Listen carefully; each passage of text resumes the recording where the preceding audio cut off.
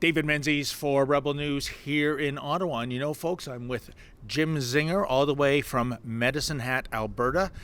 And Jim, I think, is the last trucker standing, or at least he was, because just minutes ago, well, Jim's here, but his rig isn't. Just will you hear this story.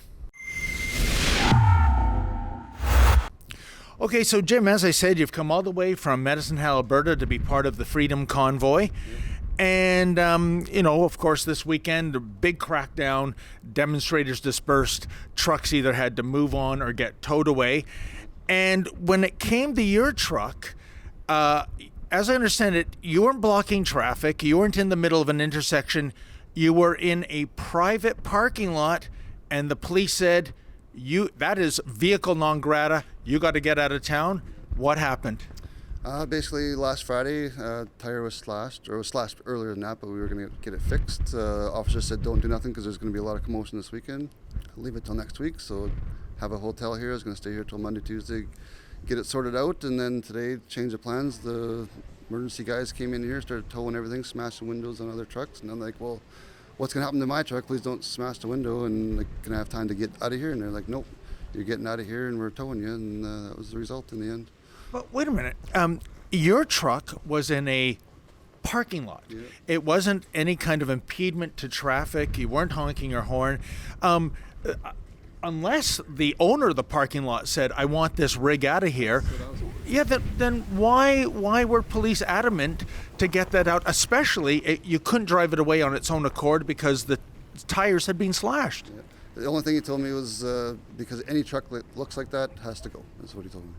So. Wow. So, it's funny, law enforcement isn't supposed to profile people, but I guess, folks, in Canada in 2022, if you're driving a pickup or a rig and it has a Canadian flag on it, my goodness, that must be an expression being put forward by a deplorable, if you will.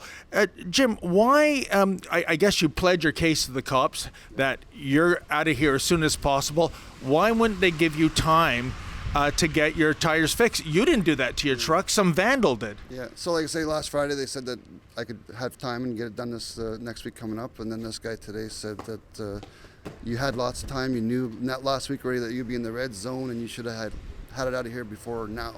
And that was last straw. And what does this mean financially to you? Are you on the hook for the heavy tow that took it away? I would imagine, yeah. And then they supposedly, I've heard a rumor, I don't know for sure, but it'll be there for 7 days. So that'll be 7 more days of me staying here before I can take it home. So they want you out of here, they want you out of Dodge as soon as possible, but we're going to confiscate your vehicle for 7 days, and I assume there'll be a storage charge per day. Oh, yeah. Can you even afford that, Jim? Not right now. I'm unemployed, so this is another guy's truck that offered to send it down here. I jumped on it because needed a volunteer, and I was doing nothing, so came for the cause kind of thing. And at the end of the day, this truck, since I've been here, got chopped at McDonald's, got in here the next night, and tire was slashed while sleeping in the truck, so we don't know if it was shot out or there's 2 holes in the tire. And then every night it's been graffitied and vandalized with spray paint, and it's been nonstop, so... I saw those pictures you showed me. In addition to the tire slashed, the spray paint, it looked maybe something that could have been bullet holes, eggs that were thrown at your rig. Kind of perverse, isn't that, folks? Those protesters against the truckers, how do they think the eggs got on the store shelves? It was because of people like this gentleman that drove them there. Jim, I'm so sorry this has happened to you. I wish you well.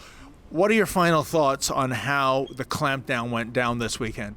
It's a little bit more intense than I thought it would be, right? Like it's at a point where, they want me to stay or want us to leave, but it's making it impossible to leave.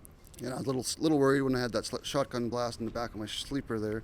Yeah. That's if I wasn't in there that night, but had I was, and if it went through, that's pretty detrimental, right? And I truly think this is the work of Trudeau's true fringe minority. Yeah, that's the real fringe, and it's a violent, vandal-prone fringe. And you know what, folks? I just want to say, for any of those people that are vilifying the truckers that were part of the Freedom Convoy, I think Tucker Carlson said it best on Fox News a couple of weeks ago.